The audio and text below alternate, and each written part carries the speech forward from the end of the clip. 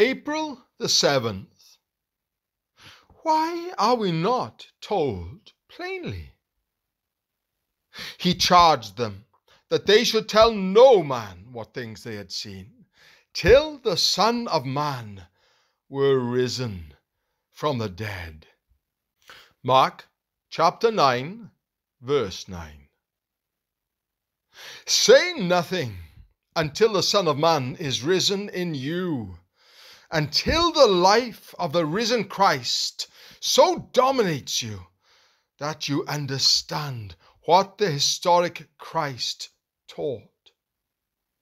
When you get on the right state, on the inside, the word which Jesus has spoken is so plain that you are amazed you did not see it before.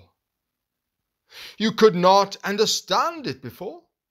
You are not in the place in disposition where it could be born. Our Lord does not hide these things. They are unbearable until we get into a fit condition of spiritual life.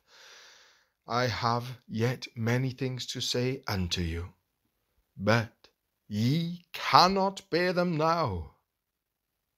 There must be communion with his risen life before a particular word can be borne by us. Do we know anything about the impartation of the risen life of Jesus? The evidence that we do is that his word is becoming interpretable to us. God cannot reveal anything to us if we have not his Spirit. An obstinate outlook will effectually hinder God from revealing anything to us.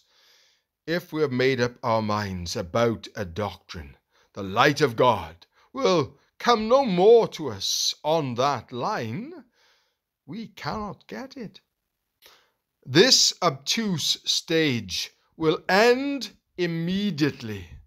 His resurrection life has its way with us. Tell no man. So many do tell what they saw on the Mount of Transfiguration. They have had the vision and they testified to it, but the life does not tally with it. The Son of Man is not yet risen in them. I wonder when he is going to be formed in you and in me.